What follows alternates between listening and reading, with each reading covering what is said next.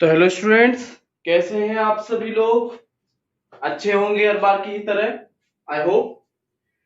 तो बच्चों, आज हम लोग जो आपके लिए टॉपिक लेकर के आए हैं वो है डिफेक्ट्स और इम्परफेक्शंस इन सॉलिड्स।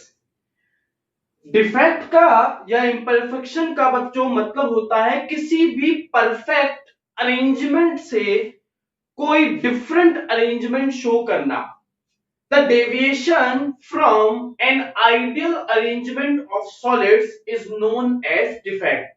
तो आपका एक सॉलिड है जो कि एक आइडियल अरेंजमेंट शो करता है पार्टिकल्स का, पर अगर कोई दूसरा सॉलिड उस आइडियल अरेंजमेंट से कुछ अलग हटकर के अरेंजमेंट शो कर दे तो इसी को हम लोग क्या कहते हैं? इसे हम लोग कहते हैं डिफेक्ट्स।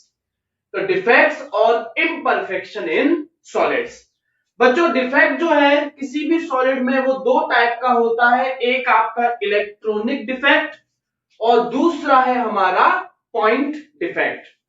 इलेक्ट्रॉनिक डिफेक्ट जैसा कि नाम बता रहा है, ये डिफेक्ट जो है बच्चों इलेक्ट्रॉन्स की इरेगुलरिटी की वजह से अराइज होता है। This defect arise due to irregularity और इरेगुलर अरेंजमेंट ऑफ इलेक्ट्रॉन्स। अब ये डिफेक्ट अराइज क्यों होगा? अगर आप किसी भी सॉलिड को क्या करते हैं बच्चों, एनर्जी प्रोवाइड करते हैं, हीट देते हैं, तो उसके अंदर प्रेजेंट इलेक्ट्रॉन्स की काइनेटिक एनर्जी जो है वो बढ़ जाती है। और जब ऐसा होता है तो इलेक्ट्रॉन बच्चों एक्साइट हो जाता है। एक्साइट होने का मतलब ये है एनर्जी को गेन करने के बाद में वो एक शेल से दूसरे शेल में जंप करना शुरू कर देता है या फ्लो करना शुरू कर देता है। तो इस कंडीशन में जहां पर इलेक्ट्रॉन को रहना चाहिए था आइडियल कंडीशन के अकॉर्डिंग, वहां इलेक्ट्रॉन नहीं रहता और उसके अलावा कहीं और चला जाता है या कहीं और पाया जाता है। तो इसी टाइप के डिफेक्ट को हम लोग कह देते हैं क्या? हम लोग कह देते हैं बच्चों इलेक्ट्रॉनिक डिफेक्ट। ठीक है, इलेक्ट्रॉनिक डिफेक्ट जो है हम लोग डिटेल में आगे पढ़ेंगे जब हम लोग सेमीकंडक्टर्स की बात करेंगे। ठीक है बच्चों, तो इलेक्ट्रॉनिक डिफेक्ट के लिए अभी आपको बस इतना जान लेना है, एक ऐसा डिफेक्ट सॉलिड्स के अंदर जो कि इलेक्ट्रॉन्स की वजह से अराइज होता है उसे हम लोग कहते हैं इलेक्ट्रॉनिक डिफेक्ट। पॉइंट डिफेक्ट की अगर हम लोग बात करें बच्चों, पॉइंट डिफेक्ट को एटॉमिक डिफेक्ट भी कहा जाता है। पॉइंट डिफेक्ट को हम लोग एटॉमिक डिफेक्ट भी कहते हैं। हाँ जी, तो बच्चों देखिए पॉइंट डिफेक्ट या एटॉमिक डिफेक्ट क्या है?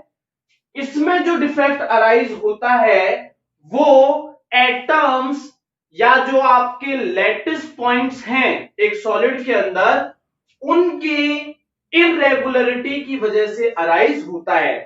एक पॉइंट या एक एटम के सराउंडिंग में अगर इरेगुलरिटीज आती है, डेविएशन आता है इन देयर अरेंजमेंट, अगर एटम्स के लैटिस पॉइंट्स के अरेंजमेंट में किसी भी तरीके का डेविएशन आता है आइडियल कंडीशन से, तो इस तरीके के डिफेक्ट को बच्चों हम लोग क्या बोलते हैं? हम लोग कहते हैं पॉइंट डिफेक्ट।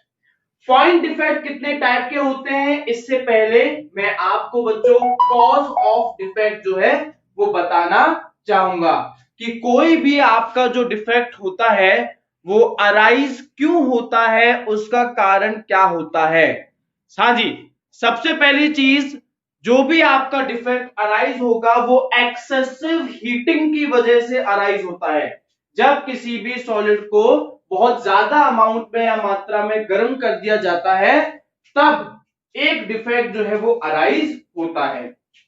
जिन कारणों की वजह से हीट करने पर, किन कारणों की वजह से आपका डिफेक्ट अराइज हो सकता है बच्चों, वो आपके पास में दो मुख्य कारण हैं, दो इंपॉर्टेंट रीजंस हैं।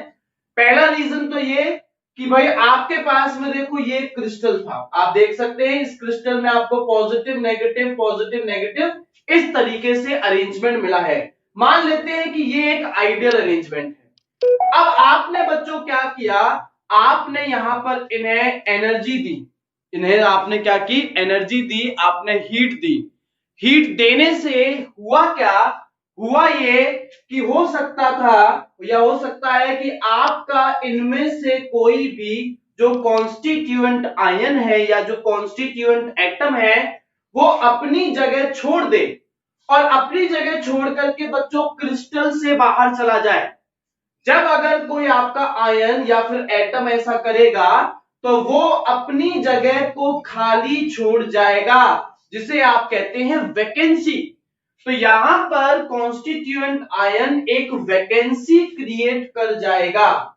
इस टाइप के डिफेक्ट को हम लोग क्या कहेंगे बच्चों, वैकेंसी डिफेक्ट कहेंगे, जिसके अंदर कोई कॉन्स्टिट्यूएंट आयन अपनी पोजीशन को लीव करके छोड़ करके पूरे के पूरे क्रिस्टल को छोड़ करके चला जाएगा, मोह माया से मुक्त हो जाएगा और मोक्ष को प्राप्त कर लेगा। तब आप इसको क्या कहेंगे, वैकेंसी डिफेक्ट कहेंगे। दूसरा बच्चों जो कारण हो सकता है वो है इंटरस्टिशियल डिफेक्ट। हमें पता है वॉइड्स क्या होते हैं भाई, वॉइड किसी भी सॉलिड के अंदर जो दो पार्टिकल्स पाए जाते हैं उनके बीच में जो एम्प्टी स्पेस, जो खाली जगह होती है उसे ही हम लोग क्या कहते हैं, वॉइड्स। या बच्चों वॉइड का दूसरा नाम है, वॉइड का दूसरा नाम है इंटरस्टिशियल साइट। वॉइड का ही दूसरा नाम है इंटरस्टिशियल साइट। तो देखो बच्चों, या तो आपका ही कोई पार्टिकल, इस क्रिस्टल में ये आइडियल अरेंजमेंट था, इस क्रिस्टल में जो अरेंजमेंट है आप अगर यहां पर बच्चों देखें तो आप देखेंगे कि यहां से एक पॉजिटिवली चार्ज आयन जो है वो अपनी जगह छोड़ करके पहुंच गया है यहां बीच में, पार्टिकल्स के बीच में, जो कि इंटरस्टिशियल साइट है या फिर वॉइड है। तो इस केस में क्या हुआ, इस केस में आपका खुद का कॉन्स्टिट्यूएंट आयन अपनी पोजीशन को तो छोड़ देता है और अपनी पोजीशन को छोड़ करके वो इंटरस्टिशियल साइट को ऑक्यूपाई कर लेता है। तो बच्चों यहां इसने इंटरस्टिशियल साइट को तो ऑक्यूपाई किया, पर आप देखें यहां इसने वैकेंसी भी क्रिएट कर दी है। तो एक्चुअल में देखा जाए तो ये कंडीशन वैकेंसी और इंटरस्टिशियल डिफेक्ट दोनों का एक मिला जुला एग्जाम्पल है। या हो सकता है बच्चों आपने बाहर से किसी आयन को अंदर एंटर करवाया, अब अंदर सारे लैटिस पॉइंट्स जो हैं वो पूरी तरीके से भरे हुए हैं, वहां पर जगह खाली नहीं है। तो आपका जो पॉजिटिवली चार्ज आयन बाहर से आया है वो इंटरस्टिशियल साइट जो है वहां जाकर के एडजस्ट अपने आप को कर लेगा। पर बच्चों इस केस में वो आयन अपने साथ और क्या लेकर के आएगा, अपने साथ इलेक्ट्रॉन भी लेकर के आएगा।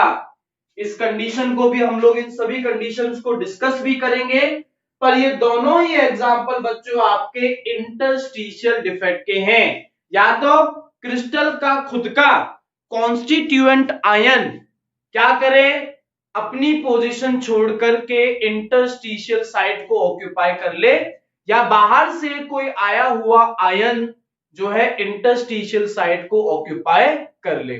अब बच्चों ध्यान से सुनना, ये इंटरस्टिशियल साइट जो है इस पर हमेशा कैटायन मतलब पॉजिटिवली चार्ज आयन या मेटालिक आयन ही आएगा, कभी भी नेगेटिवली चार्ज आयन नहीं आ सकता। क्योंकि बच्चों एनायन जो होता है, नेगेटिवली चार्ज आयन जो होता है उसका साइज बड़ा होता है, जबकि आपका वॉइड या इंटरस्टिशियल साइट जो है बच्चों वो बहुत छोटी होती है। तो वहां पर आकर के फिट हो सकता है कोई छोटा आयन जो होता है कैटायन, जबकि एनायन जो होते हैं बच्चों वो कैसे होते हैं, वो बड़े होते हैं साइज में। ठीक है, तो ये दो आपके मुख्य कारण हो गए किसी भी डिफेक्ट के, या तो वैकेंसी या फिर इंटरस्टिशियल। अब बच्चों बात करते हैं हम लोग पॉइंट डिफेक्ट के क्लासिफिकेशन की। पॉइंट डिफेक्ट को हम लोग बच्चों तीन क्लासेस में डिवाइड करते हैं। एक है आपका है पहला स्टोइकियोमेट्रिक डिफेक्ट। स्टोइकियोमेट्रिक का मतलब होता है बच्चों बैलेंस्ड। ये एक ऐसा डिफेक्ट है जिसके अंदर कैटायन और एनायन का रेशियो जो है वो हमेशा फिक्स रहता है। रेशियो फिक्स रहने का मतलब ये है कि भाई आपका टोटल जितने पॉजिटिवली चार्ज आयन और टोटल जितने नेगेटिवली चार्ज आयंस हैं, अगर उन्हें आप डिवाइड करें तो आंसर सेम आएगा। मान लीजिए पहले क्रिस्टल में 50 पॉजिटिवली चार्ज आयन थे और 50 ही नेगेटिवली चार्ज आयन थे, पर हुआ क्या, हुआ ये कि एक पॉजिटिवली चार्ज आयन जो है क्रिस्टल से बाहर चला गया। तो अगर वो स्टाइकियोमेट्रिक डिफेक्ट है तो बच्चों एक नेगेटिवली चार्ज आयन भी क्रिस्टल को छोड़ करके चला जाएगा। पहले आपके पास में था +50 अपॉन -50 इक्वल टू 1, अब आपके पास में होगा +49 अपॉन -49, पर बच्चों ये भी किसके इक्वल आएगा, ये भी 1 के ही इक्वल आएगा। तो स्टोइकियोमेट्रिक डिफेक्ट के अंदर क्या चेंज नहीं होता, कैटायन और एनायन का रेशियो चेंज नहीं होता। इसके भी बच्चों दो टाइप है, एक फ्रेंकल डिफेक्ट और एक शॉर्टकी डिफेक्ट। इन्हें हम लोग डिटेल में अभी थोड़ी देर में स्टार्ट करने वाले हैं। नॉन स्टोइकियोमेट्रिक डिफेक्ट में बच्चों क्या होगा, जो आपका कैटायन और एनायन का रेशियो है वो फिक्स नहीं रहेगा, वो चेंज होता रहेगा। ये दो कारणों की वजह से हो सकता है, या तो आपका मेटल बढ़ जाए क्रिस्टल के अंदर, मेटल एक्सेस डिफेक्ट, या आपका मेटल जो है वो घट जाए, मतलब मेटल डेफिशिएंसी डिफेक्ट। इन्हें भी हम लोग डिटेल में करेंगे। तीसरा जो पॉइंट डिफेक्ट का या एटॉमिक डिफेक्ट जो है टाइप है, वो है बच्चों इम्प्योरिटी डिफेक्ट। इम्प्योरिटी, इम्प्योरिटी का मतलब बाहर से कोई दूसरी चीज, मान लो क्रिस्टल आपका NaCl का है पर बाहर से आप SrCl2 डाल दे, तब वो इम्प्योरिटी डिफेक्ट का एग्जांपल बन जाएगा, जिसमें एक आयोनिक क्रिस्टल के अंदर बाहर से जब कोई आयोनिक इम्प्योरिटी डाली जाती है तो जो आपका इरेगुलरिटीज आएंगी उसे हम लोग कहेंगे इम्प्योरिटी डिफेक्ट। तो बच्चों ये तो आपके डिफेक्ट्स का हो गया एक छोटा सा इंट्रोडक्शन, या कह सकते हैं क्लासिफिकेशन ऑफ डिफेक्ट। अब हम लोग हर एक टाइप के डिफेक्ट को बच्चों डिटेल के अंदर करने जा रहे हैं, ठीक है। तो जो सबसे पहले हम लोग डिफेक्ट करने जा रहे हैं वो है बच्चों आपके स्टोइकियोमेट्रिक डिफेक्ट। और स्टोइकियोमेट्रिक डिफेक्ट की डेफिनेशन में बता चुका हूं, a type of defect in which ratio of cation and anion remain same. तो हम लोग स्टोइकियोमेट्रिक डिफेक्ट के टाइप्स को सबसे पहले डिस्कस करने जा रहे हैं, जिसमें सबसे पहला जो हमारे पास में है बच्चों वो है क्या, वो है फ्रेंकल डिफेक्ट। तो बच्चों स्टोइकियोमेट्रिक डिफेक्ट के अंदर जो पहला डिफेक्ट अपने पास में है वो है फ्रेंकल डिफेक्ट। फ्रेंकल डिफेक्ट में हम लोग देख सकते हैं डायग्राम में कि आपके पास में ये तो हो गया आइडियल अरेंजमेंट, ठीक है, आपके कॉन्स्टिट्यूएंट आयंस का। अगर आप इसे बहुत ज्यादा एक्सेस ऑफ हीटिंग प्रोवाइड करें तो आप देखेंगे कि यहां आपके क्रिस्टल में से एक पॉजिटिवली चार्ज आयन कैटायन जो है वो अपनी पोजीशन को छोड़ करके इंटरस्टिशियल साइट जो है उसे ऑक्यूपाई कर लेता है। तो आप कह सकते हैं in this type of defect the cation is missing from its position and occupying the interstitial site. तो बच्चों ये इंटरस्टिशियल डिफेक्ट और वैकेंसी डिफेक्ट दोनों का कॉम्बिनेशन हो गया। अच्छा, इसे डिस्कवर करने वाले थे जो साइंटिस्ट हैं जिनके नाम पर इसको कहा गया है फ्रेंकल, और 1962 में इन्होंने इसे डिस्कवर किया था। बच्चों इस डिफेक्ट के अंदर क्योंकि पार्टिकल कैटायन अपनी पोजीशन से, अपनी एक्चुअल पोजीशन से डिसलोकेट हो जाता है, इस वजह से इस डिफेक्ट को डिसलोकेशन डिफेक्ट भी कहा जा सकता है।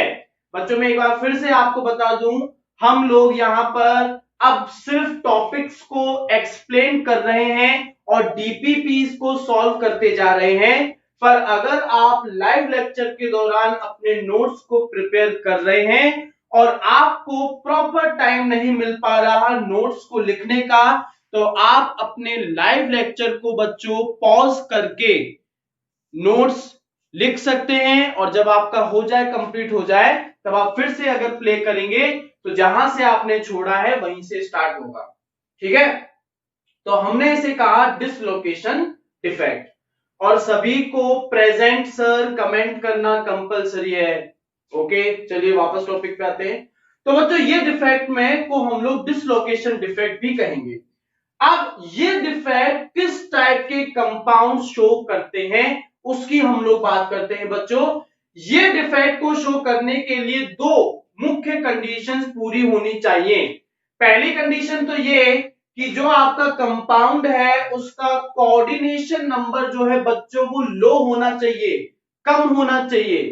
ठीक है, कोऑर्डिनेशन नंबर हमें पता है ना कि भाई द नंबर ऑफ स्फीयर्स और particles which are touching a particular particle, एक पर्टिकुलर पार्टिकल या स्फीयर को कितने और दूसरे पार्टिकल्स या स्फीयर्स टच कर रहे हैं, इसे ही हम लोग क्या कहते हैं, कोऑर्डिनेशन नंबर। तो इस डिफेक्ट को शो करने के लिए कंपाउंड को कोऑर्डिनेशन नंबर शो करना चाहिए लो, और दूसरा बच्चों ध्यान रखना, अगर ये लो होगा तो difference between sizes of cation and अनायन होगा लार्ज या हाई। मतलब कि कैटायन और अनायन के साइजेस के बीच में जो अंतर है वो अंतर काफी ज्यादा होना चाहिए। बच्चों कैटायन छोटा होता है, अनायन बड़ा होता है, पर अगर कैटायन ज्यादा छोटा होगा और अनायन ज्यादा बड़ा होगा तो इन दोनों के ही साइजेस में बहुत ज्यादा अंतर आने वाला है। तो इन दो कंडीशंस को जो शो कर सकते हैं वो आपके फ्रैंकल डिफेक्ट को भी शो कर सकते हैं। इसके अलावा बच्चों आपने देखा कि जो आपका कॉन्स्टिट्यूएंट आयन था वो अपनी पोजीशन छोड़ देता है पर अभी भी क्रिस्टल के अंदर ही है। तो क्रिस्टल के अंदर अभी टोटल कैटायन और टोटल अनायन का रेशियो जो है वो अभी भी फिक्स है। स्टोइकियोमेट्रिक डिफेक्ट इसीलिए है। और बच्चों आपने बाहर से कोई चीज इसमें अंदर नहीं डाली, ना ही अंदर से कोई चीज छोड़ के बाहर गई है, मतलब मास उतना ही है जितना पहले था।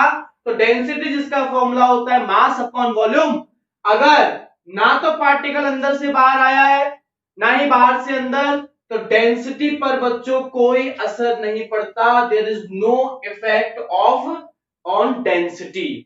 ठीक है, डेंसिटी पर इन डिफेक्ट्स में कोई असर नहीं पड़ता क्रिस्टल के ऊपर। लास्ट बच्चों एग्जांपल्स जिसमें एजी सिल्वर के आपके सॉल्ट्स या फिर आपका NaI या फिर लिथियम के सॉल्ट जो है वो शो करते हैं फ्रैंकल डिफेक्ट। इसमें बच्चों AgBr को बॉक्स में डाला गया है, इसके एक इंपॉर्टेंट रीजन है, एक मुख्य आपका बहुत इंपॉर्टेंट कारण है, वो ये कि ये AgBr फ्रैंकल डिफेक्ट भी शो करता है और ये शॉर्ट की डिफेक्ट भी शो करता है। और ऐसा क्यों होगा, ये एक कंडीशन, दो में से एक कंडीशन तो फ्रैंकल की पूरी करेगा और दूसरी कंडीशन ये शॉर्टकी की पूरी करेगा।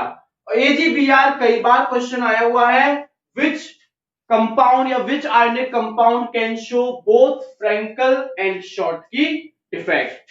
तो बच्चों ये हमने देखा कि कैसे फ्रैंकल डिफेक्ट को आप डिफाइन करेंगे, उसके लिए कौन कौन सी कंडीशंस जरूरी होती हैं और उनके क्या एग्जांपल्स होते हैं, डेंसिटी पर क्या फर्क पड़ता है और कैसे ये स्टोइकियोमेट्रिक डिफेक्ट होते हैं। तो बच्चों अभी हम लोग फ्रैंकल के बाद दूसरे स्टोइकियोमेट्रिक डिफेक्ट को एक्सप्लेन करने जा रहे हैं जिसका नाम है शॉर्टकी डिफेक्ट।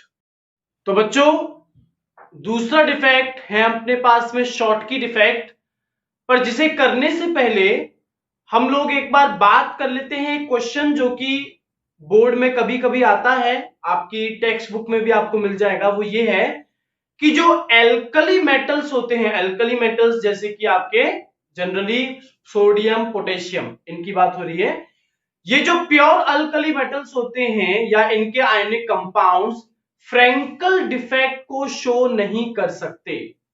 इसका रीजन जो है, कारण जो है बच्चों आपसे पूछा जाता है, और इसका रीजन ये है क्योंकि भाई फ्रैंकल में कैटायन को पोजीशन ऑक्यूपाई करनी है इंटरस्टिशियल साइट पर।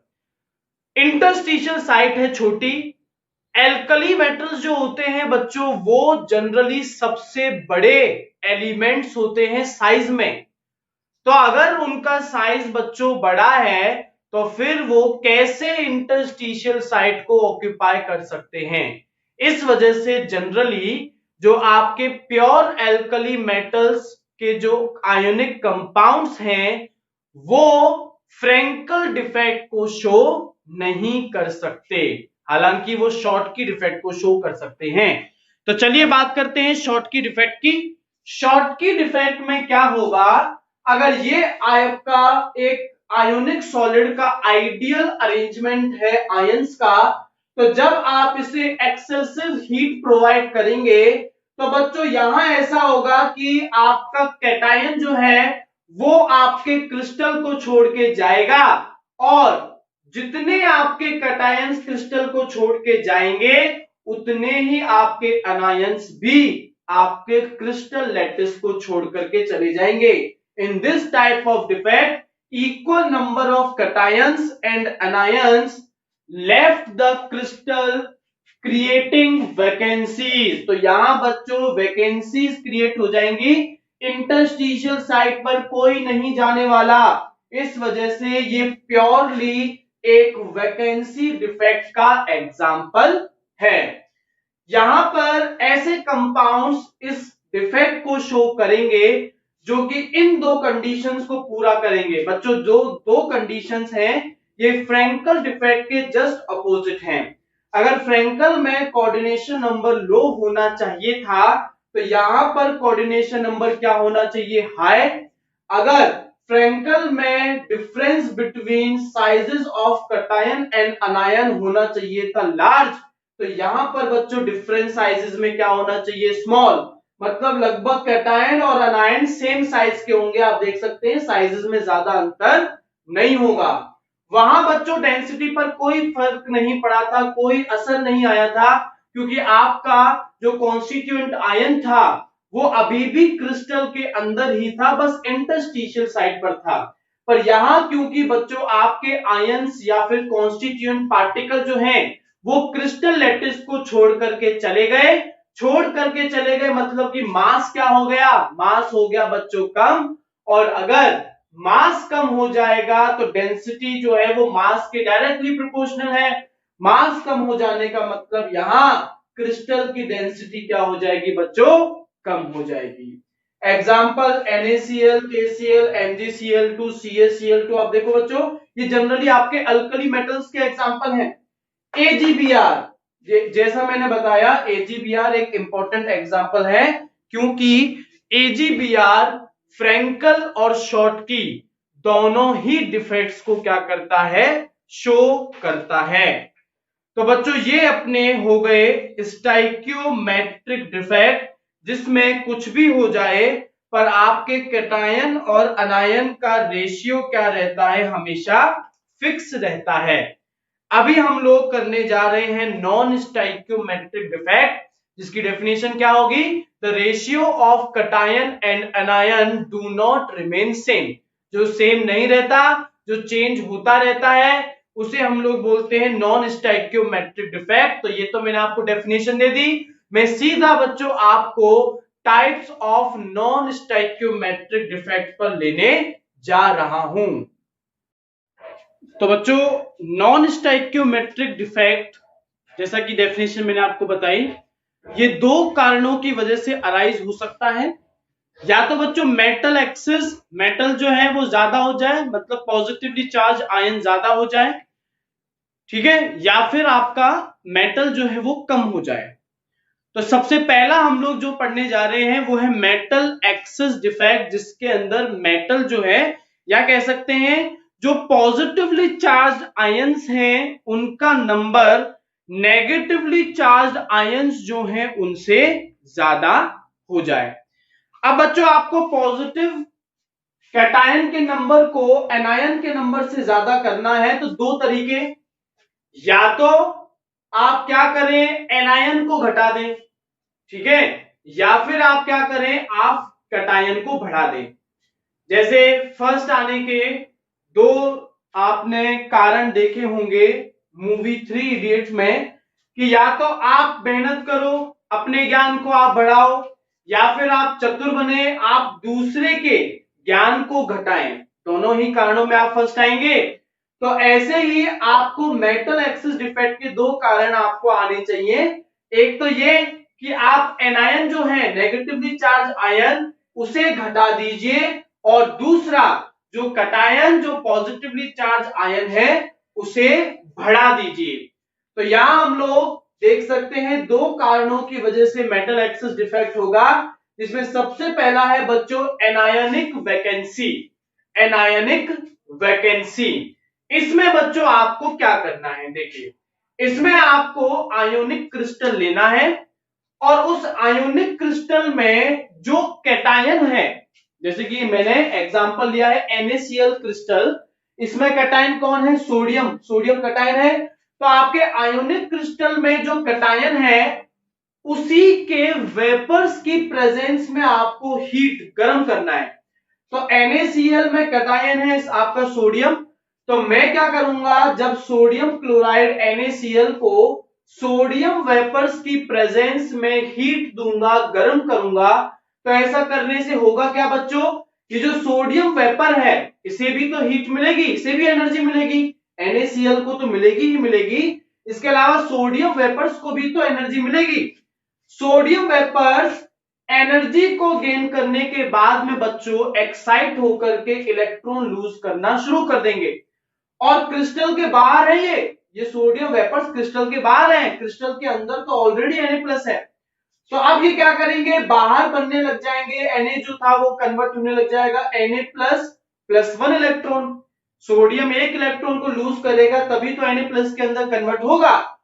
अब जब बाहर क्रिस्टल के बाहर भी Na+ आ गया है, तो हमें जैसा कि बचपन से बताया गया है, दो अपोजिटली चार्ज आयंस जो होते हैं वो एक दूसरे को अट्रैक्ट करते हैं।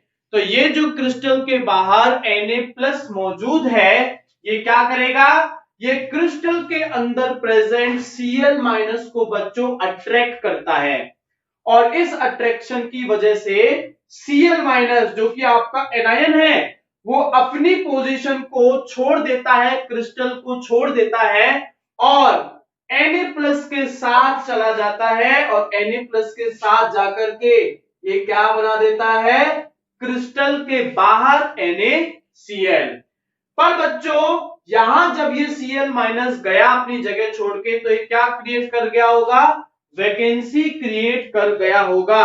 अब मेरी बात आप लोग बहुत ध्यान से सुनिएगा, वैकेंसी क्रिएट हो गई है या डिफेक्ट क्रिएट हो गया है। कोई भी डिफेक्ट जो अराइज होता है वो क्रिस्टल खुद करता है अराइज, ताकि वो अपने आप को इलेक्ट्रिकली न्यूट्रल बना सकता हो, बनाए रहे।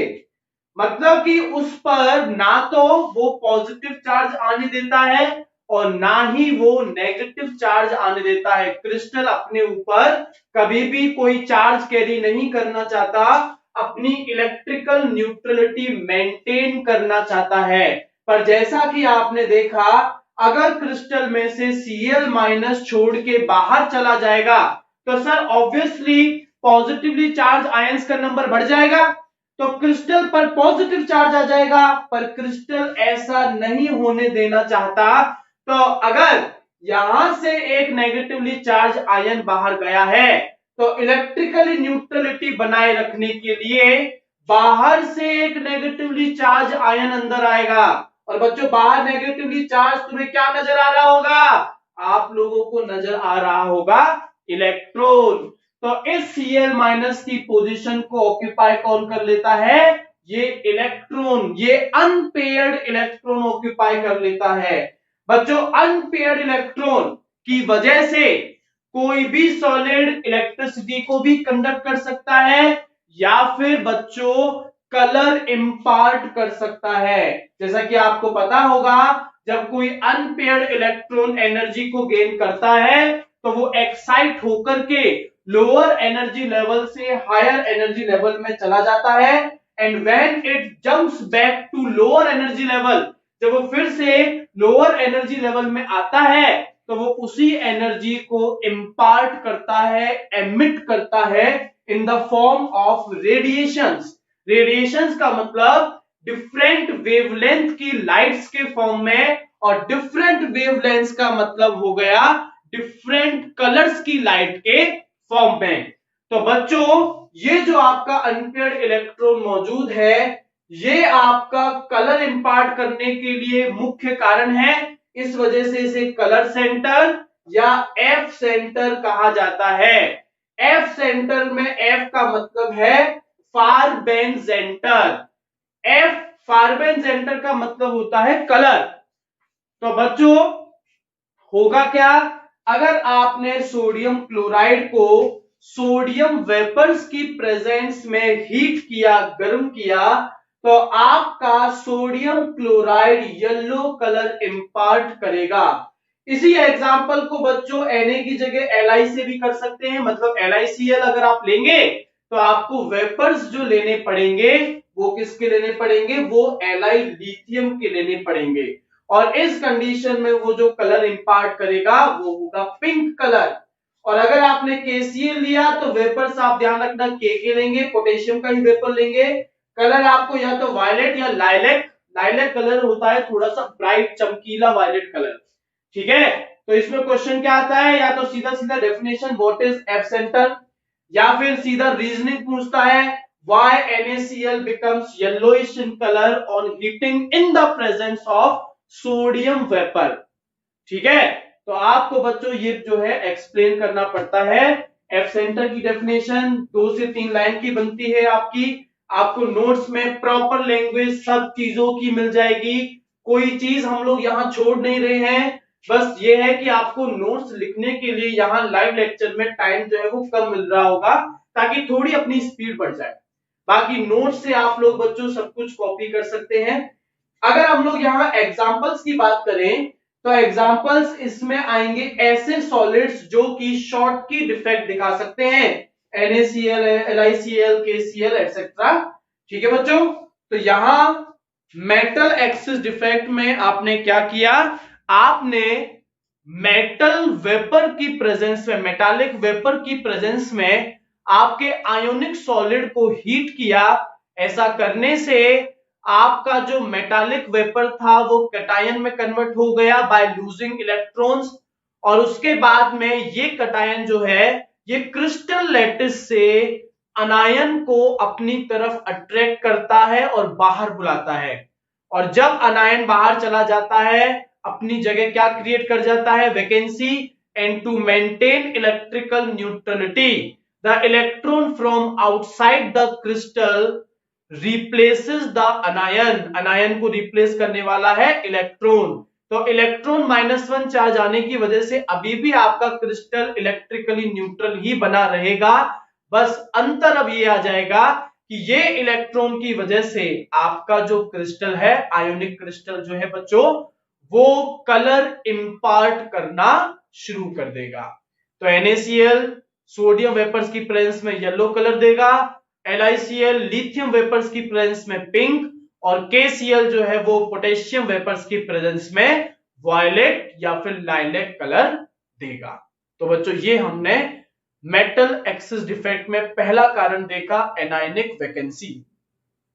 तो बच्चों जो दूसरा रीजन है जिसकी वजह से आपका मेटल मतलब positively charge ion species negatively charge ion species से ज्यादा हो सकती है, वो है प्रेजेंस ऑफ एक्स्ट्रा कैटायन। इसमें बच्चों क्या करना है, आपको जो क्रिस्टल है वो लेना है, बस उसे हीट करना है। इस बार आपको वेपर्स नहीं लेने, बस नॉर्मली आपको हीट करना है। हीट करने से होगा क्या, आपका जो neutral compound, neutral ionic compound है वो क्या करेगा, वो कैटायन के अंदर कन्वर्ट हो जाएगा। जैसे आप देख रहे हैं कि ZnO जो है वो किस में कन्वर्ट हो गया, Zn+2 के अंदर कन्वर्ट हो गया है। अब ये Zn+2 या जो पॉजिटिवली चार्ज आयन है ये क्या करता है, ये इंटरस्टिशियल साइट को ऑक्यूपाई कर लेता है। अब बच्चों इंटरस्टिशियल साइट पर अगर कोई पॉजिटिवली चार्ज आयन स्पीसीज आ जाएगी तो फिर होगा क्या, आपके क्रिस्टल पर पॉजिटिव चार्ज आ जाएगा, पर इलेक्ट्रिकली न्यूट्रल रहते हुए ये जो आपका क्रिस्टल है ये क्या करेगा, ये इलेक्ट्रॉन्स जो कि लूज किए होंगे आपके ही कैटायन ने, ठीक है, ये कैटायन तभी बना होगा ना जब इसने इलेक्ट्रॉन लूज किए होंगे, तो ये इलेक्ट्रॉन्स जो है बच्चों ये भी नियरेस्ट वॉइड जो है, जो पास में सबसे पास में जो इंटरस्टिशियल साइट या वॉइड है वहां जाकर के इलेक्ट्रॉन बैठ जाते हैं। मतलब अगर एक Zn+2 आकर के इंटरस्टिशियल साइट पे बैठेगा तो आपके दो इलेक्ट्रॉन्स जो हैं वो इंटरस्टिशियल साइट को ऑक्यूपाई कर लेंगे। तो ये जो बच्चों आपका ZnO है ये वैसे व्हाइट कलर का होता है, पर इन इलेक्ट्रॉन्स की वजह से ये किस कलर का बन जाता है, ये बन जाता है बच्चों येलो कलर का। तो अगर क्वेश्चन आ जाए कि why on heating ZnO crystal becomes yellow, तो ध्यान रखना इस बार आपको जिंक वेपर्स नहीं लेने हैं, बस हीट करने पर क्या होगा, ZnO get converted into Zn+2 and 2 electrons. Therefore, the Zn+2 occupy the interstitial site, and to maintain electrical neutrality, the equal number of electrons get occupied in the nearest interstitial site or void. तो Zn+2 अगर interstitial site पर जाकर के fit हो गया है तो अपनी इलेक्ट्रिकल न्यूट्रलिटी बनाए रखने के लिए आपका क्रिस्टल नियरेस्ट वॉइड्स में इलेक्ट्रॉन्स को फिट कर देगा। तो यहां बच्चों ये एक इंटरस्टिशियल डिफेक्ट का एग्जांपल है, और कौन से आपके ऐसे कंपाउंड्स हैं जो कि इस टाइप के डिफेक्ट को दिखाएंगे, वो सभी जो कि फ्रैंकल डिफेक्ट को शो कर सकते हैं, वो सभी इस टाइप के डिफेक्ट को बच्चों दिखा सकते हैं। तो बच्चों ये हमने देखा कि मेटल एक्सिस डिफेक्ट क्या होते हैं और कैसे अराइज होते हैं। अगर बात की जाए कि दूसरा जो कारण है भाई, पहला तो मेटल एक्सिस हुआ, दूसरा कारण हो जाता है क्या, मेटल डेफिशिएंसी, मेटल की कमी। अब ये मेटल डेफिशिएंसी के भी तो दो कारण हो सकते हैं, एक कारण तो ये कि आप क्या करें, आप क्रिस्टल में से मेटल को घटा दें, मेटल को कम कर दें, या दूसरा कारण क्या हो सकता है, आप एनायन जो है, जो नॉन मेटल है उसको बढ़ा दें। पर बच्चों नॉन मेटल को आप बढ़ाओगे, एनायन को अगर आप बढ़ाओगे मतलब एनायन को आप इंटरस्टिशियल साइट पर ले जाकर के फिट करना चाह रहे हो, पर जैसा मैंने आपको बताया था कि अनायंस जो हैं वो साइज में बड़े होते हैं तो वो इंटरस्टिशियल साइट को ऑक्यूपाई नहीं कर सकते। इस वजह से अगर मैं मेटल डेफिशिएंसी डिफेक्ट के कारणों की, रीजंस की बात करूं, तो जो जो दूसरा रीजन बनता है जिसमें आपका एनायन ज्यादा हो जाएगा, एक्सेस ऑफ एनायन हो जाएगा, वो यहां पर नॉर्मली देखने को नहीं मिलता। तो इस वजह से मेटल डेफिशिएंसी का अपने लिए पढ़ने लायक एक ही कारण रह जाता है। तो चलिए मेटल डेफिशिएंसी डिफेक्ट को हम लोग डिटेल में डिस्कस करते हैं। तो स्टूडेंट्स अगर बात करें मेटल डेफिशिएंसी डिफेक्ट की, तो वैसे तो इसके दो कारण हो सकते थे, पर जैसा मैंने बताया कि कैटायनिक वैकेंसी ही इसका एक मुख्य कारण हो सकता है, क्योंकि एक्स्ट्रा एनायन के लिए आपको एनायन को इंटरस्टिशियल साइट पर रखना पड़ेगा, जो पॉसिबल नहीं है क्योंकि एनायन का साइज जो है वो बड़ा होता है। तो बच्चों कैटायनिक वैकेंसी की अगर हम लोग बात करें तो यहां पर ये डिफेक्ट जनरली तब देखा जाता है जब आपका जो मेटल है वो ऐसा हो जो वेरिएबल वैलेंसीज या वेरिएबल ऑक्सीडेशन स्टेट्स को दिखा सके। और बच्चों वेरिएबल ऑक्सीडेशन स्टेट का मतलब है एक से ज्यादा तरह की ऑक्सीडेशन स्टेट, और वेरिएबल ऑक्सीडेशन स्टेट जो दिखा सकते हैं वो जनरली आपके ट्रांजिशन मेटल्स जिन्हें डी ब्लॉक एलिमेंट्स हम लोग कहते हैं। डी ब्लॉक एलिमेंट में चाहे कॉपर हो, कोबाल्ट हो, निकल हो, आयरन हो, ये सभी बच्चों बहुत अलग अलग तरीके की ऑक्सीडेशन स्टेट दिखा सकते हैं। मैंने एग्जांपल के तौर पर NiO निकल लिया है बच्चों। तो यहां होगा क्या, यहां आपके पास में जो क्रिस्टल है, फॉर एग्जांपल हमने क्रिस्टल लिया NiO जिसमें सारे निकल की ऑक्सीडेशन स्टेट है +2। तो मैंने यहां पर ऑक्सीजन नहीं बनाया है समझाने के लिए, काम अपना इसी Na से निकल से चल जाएगा। तो यहां पर मान लो टोटल क्रिस्टल के अंदर 6 अपने पास में Na+2 आयंस होते, तो टोटल चार्ज कितना आता भाई +12। हालांकि ऑक्सीजन के साथ में नेगेटिव चार्ज आके न्यूट्रल बन जाता, पर समझाने के लिए अभी हम लोग सिर्फ निकल को ले रहे हैं। तो यहां पर निकल की वजह से कितना चार्ज आता बच्चों +12। अब आपने इसे हीट दिया, गर्म किया, गर्म करने से हुआ क्या, निकल जो कि वेरिएबल वैलेंसी दिखा सकता था, अगर आप बच्चों गर्म करेंगे तो सीधी सी बात है, अब गर्म करने पर इलेक्ट्रॉन और लूज होगा। इलेक्ट्रॉन लूज करने का मतलब यह है, जो आपका लोअर ऑक्सीडेशन स्टेट दिखा रहा था वो अब हायर ऑक्सीडेशन स्टेट दिखा सकता है। मतलब अगर ये +2 है तो हो सकता है इनमें से कुछ आयंस +3 के अंदर कन्वर्ट हो जाएं। तो आपका जो आपका ट्रांजिशन मेटल आयन है वो लोअर ऑक्सीडेशन स्टेट से हायर ऑक्सीडेशन स्टेट में कन्वर्ट हो जाएगा। आप देख रहे हैं बच्चों, यहां पर 2 Na+2 को मैंने कन्वर्ट कर दिया 2 Na+3 के अंदर। पर अगर मैं ऐसा करता तो बच्चों 2+1+1 चार्ज बढ़ा दिए मैंने तो +14 हो जाता। पर जैसा मैंने बताया, डिफेक्ट अराइज होता है अपनी इलेक्ट्रिकल न्यूट्रलिटी मेंटेन करने के लिए, तो इस वजह से यहां +14 की जगह +12 चार्ज ही रहे। इसलिए क्रिस्टल जो है वो एक Na+2 को क्या कर देता है, क्रिस्टल बाहर निकाल करके फेंक देता है। तो अब ऐसा करने से टोटल चार्ज अभी भी कितना रहा बच्चों, +12 ही रहा। बस कुछ Na+2 जो है वो कन्वर्ट हो गए Na+3 के अंदर, और अपने इलेक्ट्रिकल न्यूट्रलिटी मेंटेन करने के लिए क्रिस्टल जो है वो एक या एक से ज्यादा Na+2 को क्या कर देता है, निकाल बाहर कर देता है। ठीक है बच्चों, इसके बेसिस पर न्यूमेरिकल आता है। जैसा कि मैंने आपको लास्ट क्लास में बताया था कि इस चैप्टर के न्यूमेरिकल वाला पोर्शन कंप्लीट हो चुका था, सिवाय एक छोटे से टॉपिक के। वो टॉपिक बच्चों यही है न्यूमेरिकल। देखिए क्या है, बड़ा सिंपल सा मैथमेटिक्स का न्यूमेरिकल है। क्वेश्चन ये है, आपको एक कंपाउंड दिया है जिसका फॉर्मूला है Ni 0.98 O1.00। तो टोटल Na के एटम कितने हो गए 0.98, और टोटल ऑक्सीजन का कितना एटम है, इसके अंदर एक एटम है। आपको इस क्रिस्टल के अंदर परसेंटेज पता करना है Na+2 और Na+3 का।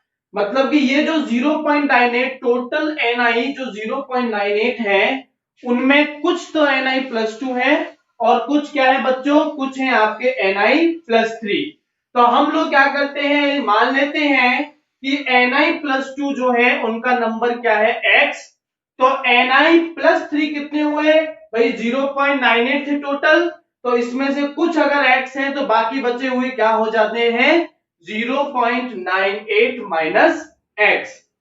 अब बच्चों अगर Na+2 का नंबर है x, तो टोटल Na+2 की वजह से चार्ज कितना हो गया भाई, एक Na+2 पर चार्ज है +2, तो x नंबर ऑफ Na+2 पर कितना हो गया +2x। और जो आपका Na+3 की वजह से जो टोटल चार्ज आएगा वो क्या आएगा, +3 को आप मल्टीप्लाई कर दीजिए 0.98 माइनस x से। अब ऑक्सीजन जो है यहां ऑक्साइड, ये आपका क्या है निकल ऑक्साइड है। ऑक्साइड में ऑक्सीजन की ऑक्सीडेशन स्टेट होती है एक ऑक्सीजन की -2।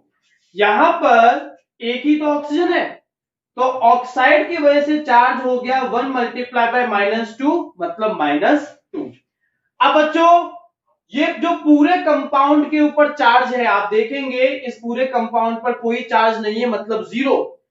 ये चार्ज इक्वल आना चाहिए किसके, इस कंपाउंड में प्रेजेंट सारे के सारे नेगेटिवली चार्ज आयंस और पॉजिटिवली चार्ज आयंस के चार्जेस के सम के।